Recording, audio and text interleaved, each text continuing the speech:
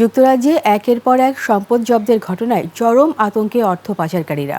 বিগত হাসিনা সরকারের ভূমিমন্ত্রী সাইফুজ্জামান চৌধুরী জাবেদ ও সালমান পুত্র শায়ান রহমানের লন্ডনে প্রায় 4.5 কোটি টাকার সম্পদ জব্দের পর বাংলাদেশি দুর্নীতিবাজ ও তাদের সহযোগীরা এখন নতুন করে বিপদে। আর এতে বাড়তি মাত্রা যোগ করেছে বাংলাদেশ ব্যাংকের গভর্নর ও দুদক চেয়ারম্যানের সদ্য সমাপ্ত যুক্তরাজ্য সফর এবং দুর্নীতি বিরোধী সংস্থাগুলোর সাথে তাদের বৈঠক। সাদিয়া লাবনী রিপোর্ট। জীবন অবাক না করলে কে করবে? 28% মিল্ক ফ্যাটের অবাক করার সাথে ফ্রেশ মিল্ক পাউডার। জীবন অবাক করুক প্রতিদিন।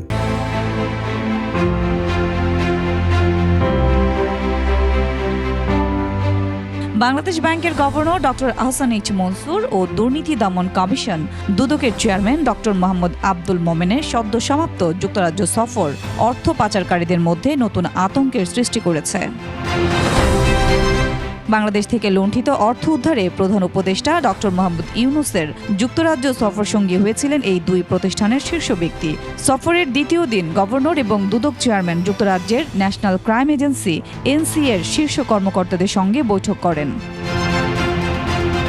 এছাড়া সফরে International Anti Corruption Coordination Centre আইএসসিসির কর্মকর্তাদের সঙ্গে বৈঠক হয় দুদক চেয়ারম্যান ও বাংলাদেশ ব্যাংক গভর্নরের। ব্রিটিশ সরকার আমাদের অনুরোধে এই ধরনের কার্যকলাপে যাচ্ছে। তারা কিন্তু তথ্য উপাত্তগুলো যেটা আমরা সরবরাহ করেছি সেটার ভিত্তিতেই তারা এই সিদ্ধান্ত নিচ্ছে। কাজেই তারা নিশ্চয়ই আমাদের সাথে কিছুটা হলেও একমত, যেখানে যথেষ্ট কারণ আছে তাদের সম্পদকে জব্দ করা। পাশাপাশি লুণ্ঠিত ও পাচার হওয়া অর্থ উদ্ধারে বাংলাদেশ সরকার গঠিত 11টি জয়েন্ট ইনভেস্টিগেশন টিমকে সহায়তার অনুরোধ করেন তারা।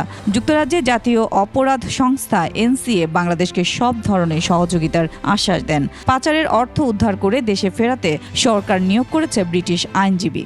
জাতীয় 3 থেকে 4% মতো প্রতি বছর যেটা পাচার হয়ে গেছে, এবং তার মধ্যে সবচেয়ে পপুলার ডেস্টিনেশন গুলো যেগুলো ছিল তার মধ্যে ইউকে, যুক্তরাজ্য অন্যতম। কাজে যৌক্তিক কারণে কিন্তু যুক্তরাজ্যের থেকে পাচারকৃত অর্থ ফেরত আনার বিষয়টি প্রাধান্য পেয়েছি। যুক্তরাজ্যের এনসিএ সম্প্রতি সালমান এফ রহমানের ছেলে আহমদ শায়ান ফজলুর রহমানের নামে নিবন্ধিত 90 মিলিয়ন পাউন্ডের একাধিক বাড়ি জব্দ করেছে, যার মধ্যে উত্তর লন্ডনের একটি বাড়িতে শেখ হাসিনার বোন এবং ব্রিটিশ এমপি টিলুফ সিদ্দিকের মা শেখ রেহেনা থাকতেন। এছাড়া গেল সপ্তাহে হাসিনা সরকারের ভূমিমন্ত্রী সাইফুজ্জামান চৌধুরী জাবেদের 170 মিলিয়ন পাউন্ডের সম্পদ জব্দ করেছে। একের পর এক সম্পদ জব্দ হওয়ার ঘটনায় যুক্তরাজ্যে অর্থ পাচারকারী ও তাদের সহযোগীরা এখন চরম বিপদে।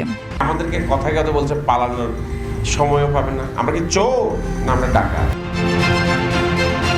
সাদিয়া লাবনী, একুশে টেলিভিশন।